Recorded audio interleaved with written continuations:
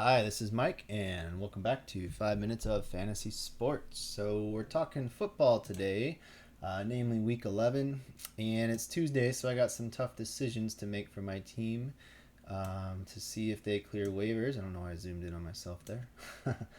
So, let's get right to it. Basically, I have a couple players that are playing on the Thursday night game that are unlikely to play. So, namely Cordarelle Patterson. He's questionable. It looks like if you read the note here on Yahoo, it says that he was a limited participant in Tuesday's practice. He did practice a little bit, but he was limited, so it's tough to tell. The note says don't sound too optimistic about him being able to play against New England. So right now, I'm thinking he's probably going to play. Just because I think they held him out of the game that was a blowout against the Cowboys last week to save him for the game on Thursday. So if that's the case, I would start him. So I'm keeping him at my flex, and I'll have to just kind of wait until Thursday to get some more information. But the other person I'm playing Thursday is Damien Harris, who I just traded for, and he's also questionable. He didn't play on Sunday because of his concussion. Looks like he returned to practice, but he's still officially in the protocol. Looks like he did a walkthrough.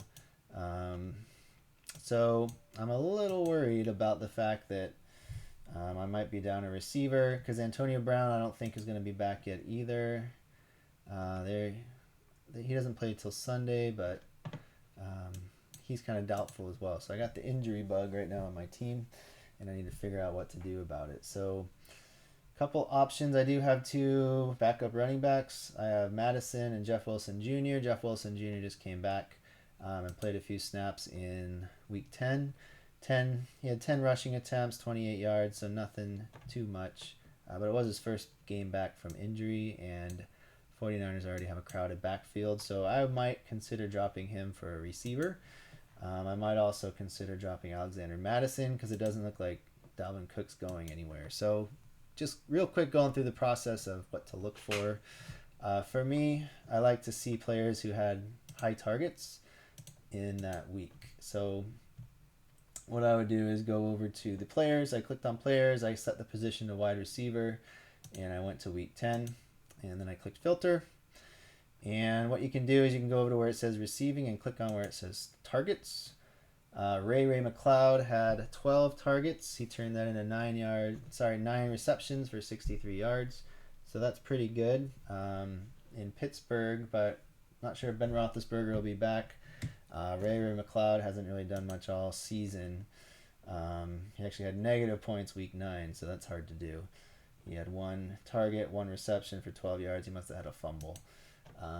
But the other person that looks promising, 8 attempts. We had Laviska Shenault Jr. He hasn't been great. Rashad Bateman, Olamide Zacchaeus. Nothing like is popping out to me as someone you have to pick up. I did watch parts of the Detroit game.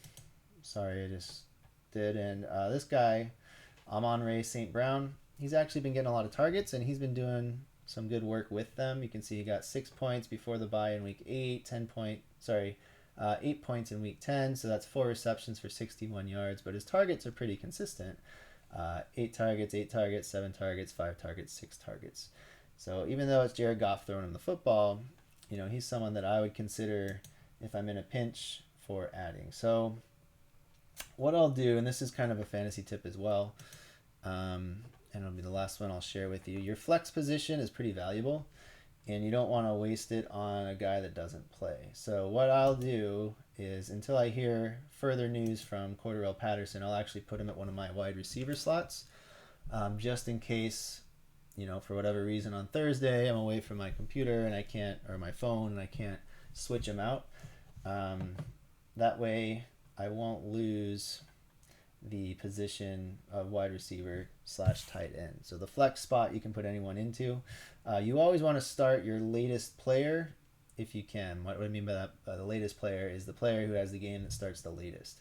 So for me, actually, Mike Evans is the perfect person to put there, because up until Monday at 5:15, if for whatever reason Mike Evans is out, I can always last minute plug and play someone into that spot, and make a change if I need to. So what I'll do is I'll leave Cordarelle, Patterson in my starting lineup and Damien Harris until I hear further from them, because they're my best bets for starting.